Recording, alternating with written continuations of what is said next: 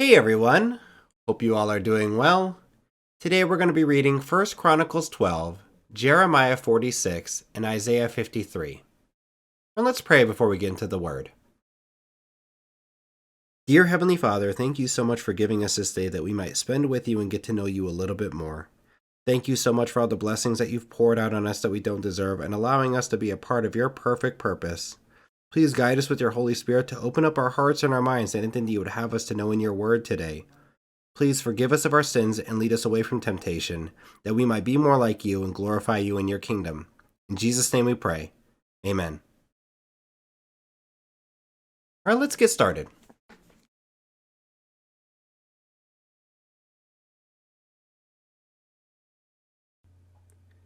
First Chronicles 12. These were the men who came to David at Ziklag, while he was banished from the presence of Saul, son of Kish. They were among the warriors who helped him in battle. They were armed with bows and were able to shoot arrows or to sling stones right-handed or left-handed. They were relatives of Saul from the tribe of Benjamin. Ahiezer, their chief, and Joash, the sons of Shimei, the Gibeathite. Jeziel and Pelet, the sons of Asmaveth. Barakah, Jehu, the Athathite, and Ishmaiah, the Gibeonite. A mighty warrior among the 30, who was a leader of the 30. Jeremiah, Jahaziel, Johanan, Jozabad, and Gederathite. Eluzai, Jeremoth, Bealiah, Shemariah, and Shephatiah, the Haruphite. Elkanah, Ishiah, Azarel, Jozer, and Jashobeam, the Korahites, and Jolah, and Zebediah, the sons of Jeroham, from Gedor. Some Gadites defected to David at his stronghold in the wilderness. They were brave warriors, ready for battle and able to handle the shield and spear. Their faces were the faces of lions, and they were as swift as gazelles in the mountains. Ezer was the chief, Obadiah the second in command, Eliab the third, Mishmana the fourth, Jeremiah the fifth, Attai the sixth, Eliel the seventh, Johanan the eighth, Elzabad the ninth, Jeremiah the 10th, and Machbanai the 11th. These Gadites were army commanders. The least was a match for 100, and the greatest for 1,000. It was they who crossed the Jordan in the first month when it was overflowing all its banks, and they put to flight everyone living in the valleys to the east and to the west. Other Benjamites and some men from Judah also came to David in his stronghold. David went out to meet them and said to them, "If you have come to me in peace to help me, I am ready for you to join me. But if you have come to betray me to my enemies when my hands are free from violence, may the God of our ancestors see it and judge you." Then the Spirit came on Amasai, chief of the 30, and he said, "We are yours, David. We are with you, son of Jesse. Success, success to you, and success to those who help you, for your God will help you." So David received them and made them leaders of his raiding bands. Some of the tribe of Manasseh defected to David when he went with the Philistines to fight against Saul. He and his men did not help the Philistines because, after consultation, their rulers sent him away. They said, "It will cost us our heads if he deserts to his master Saul." When David went to Ziklag, these were the men of Manasseh who defected to him: Adnah, Jozabad, Jediel, Michael, Jozabad, Elihu, and Zelathai, leaders of units of 1,000 in Manasseh. They helped David against raiding bands, for all of them were brave warriors and they were commanders in his army. Day after day, men came to help David until he had a great army, like the army of God. These are the numbers of the men armed for battle who came to David at Hebron to turn Saul's kingdom over to him, as the Lord had said. From Judah, carrying shield and spear, 6,800 armed for battle. From Simeon, warriors ready for battle, 7,100. From Levi, 4,600, including Jehoiada, leader of the family of Aaron, with 3,700 men, and Zadok, a brave young warrior, with 22 officers from his family. From Benjamin, Saul's tribe, 3,000, most of whom had remained loyal to Saul's house until then. From Ephraim, brave warriors, famous in their own clans, 20,800. From half the tribe of Manasseh, designated by name to come and make David king, 18,000. From Issachar, men who understood the times and knew what Israel should do, 200 chiefs, with all their relatives under their command. From Zebulun, experienced soldiers prepared for battle with every type of weapon to help David with undivided loyalty, 50,000. From Naphtali, 1,000 officers, together with 37,000 men carrying shields and spears. From Dan, ready for battle, 28,600. From Asher, experienced soldiers prepared for battle, 40,000. And from east of the Jordan, from Reuben, Gad, and the half-tribe of Manasseh, armed with every type of weapon, 120,000. All these were fighting men who volunteered to serve in the ranks. They came to Hebron fully determined to make David king over all Israel. All the rest of the Israelites were also of one mind to make David king.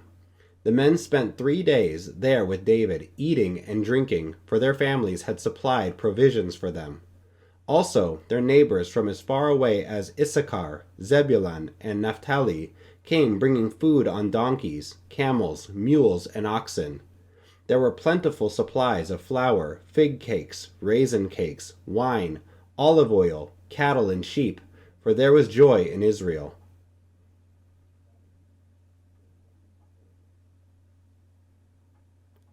Jeremiah 46. This is the word of the Lord that came to Jeremiah the prophet concerning the nations. Concerning Egypt, this is the message against the army of Pharaoh Necho, king of Egypt, which was defeated at Carchemish on the Euphrates River by Nebuchadnezzar, king of Babylon, in the 4th year of Jehoiakim, son of Josiah, king of Judah. Prepare your shields, both large and small, and march out for battle. Harness the horses, mount the steeds. Take your positions with helmets on. Polish your spears, put on your armor. What do I see? They are terrified, they are retreating. Their warriors are defeated. They flee in haste, without looking back, and there is terror on every side, declares the Lord. The swift cannot flee, nor the strong escape. In the north, by the river Euphrates, they stumble and fall. Who is this that rises like the Nile, like rivers of surging waters? Egypt rises like the Nile, like rivers of surging waters. She says, I will rise and cover the earth. I will destroy cities and their people. Charge your horses. Drive furiously, you charioteers. March on, you warriors, men of Cush and Put, who carry shields, men of Lydia, who draw the bow. But that day belongs to the Lord Almighty, a day of vengeance, for vengeance on his foes. The sword will devour till it is satisfied, till it has quenched its thirst with blood. For the Lord Almighty, will offer sacrifice in the land of the north by the river Euphrates. Go up to Gilead and get balm, virgin daughter Egypt. But you try many medicines in vain. There is no healing for you. The nations will hear of your shame. Your cries will fill the earth. One warrior will stumble over another. Both will fall down together. This is the message the Lord spoke to Jeremiah the prophet about the coming of Nebuchadnezzar, king of Babylon, to attack Egypt. Announce this in Egypt, and proclaim it in Migdol. Proclaim it also in Memphis and Tahpanhes. Take your positions and get ready, for the sword devours those around you. Why will your warriors be laid low? They cannot stand, for the Lord will push them down. They will stumble repeatedly. They will fall over each other. They will say, Get up! Let us go back to our own people and our native lands, away from the sword of the oppressor.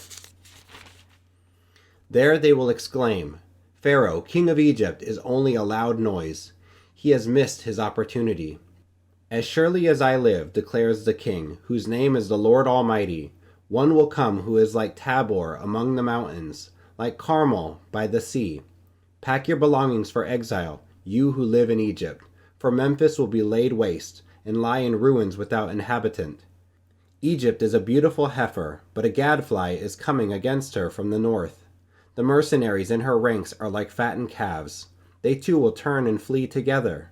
They will not stand their ground, for the day of disaster is coming upon them, the time for them to be punished. Egypt will hiss like a fleeing serpent as the enemy advances in force. They will come against her with axes, like men who cut down trees. They will chop down her forest, declares the Lord, dense though it be. They are more numerous than locusts. They cannot be counted. Daughter Egypt will be put to shame, given into the hands of the people of the north. The Lord Almighty, the God of Israel, says, I am about to bring punishment on Ammon, god of Thebes, on Pharaoh, on Egypt, and her gods, and her kings, and on those who rely on Pharaoh. I will give them into the hands of those who want to kill them, Nebuchadnezzar, king of Babylon, and his officers. Later, however, Egypt will be inhabited as in times past, declares the Lord. Do not be afraid, Jacob my servant. Do not be dismayed, Israel. I will surely save you out of a distant place, your descendants from the land of their exile. Jacob will again have peace and security, and no one will make him afraid. Do not be afraid, Jacob my servant, for I am with you, declares the Lord. Though I completely destroy all the nations among which I scatter you, I will not completely destroy you. I will discipline you, but only in due measure. I will not let you go entirely unpunished. Isaiah 53. Who has believed our message, and to whom has the arm of the Lord been revealed? He grew up before him like a tender shoot, and like a root out of dry ground. He had no beauty or majesty to attract us to him, nothing in his appearance that we should desire him. He was despised and rejected by mankind, a man of suffering and familiar with pain. Like one from whom people hide their faces, he was despised, and we held him in low esteem. Surely he took up our pain and bore our suffering, yet we considered him punished by God, stricken by him, and afflicted. But he was pierced for our transgressions. He was crushed for our iniquities. The punishment that brought us peace was on him, and by his wounds we are healed. We all, like sheep, have gone astray.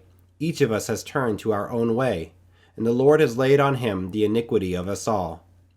He was oppressed and afflicted, yet he did not open his mouth. He was led like a lamb to the slaughter, and as a sheep before its shearers is silent, so he did not open his mouth. By oppression and judgment he was taken away. Yet who of his generation protested? For he was cut off from the land of the living. For the transgression of my people he was punished. He was assigned a grave with the wicked, and with the rich in his death, though he had done no violence, nor was any deceit in his mouth.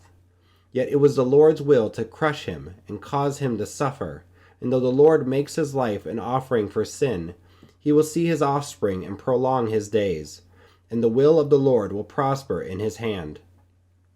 After he has suffered, he will see the light of life and be satisfied. By his knowledge, my righteous servant will justify many, and he will bear their iniquities.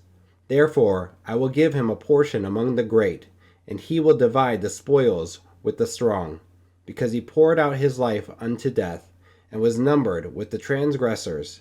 For he bore the sin of many, and made intercession for the transgressors.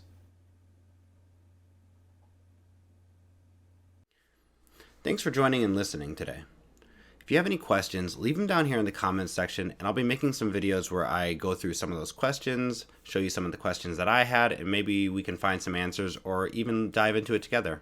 Thanks, guys. Hit the like and subscribe, and come back for more. All right, guys, take it easy. Bye. God bless.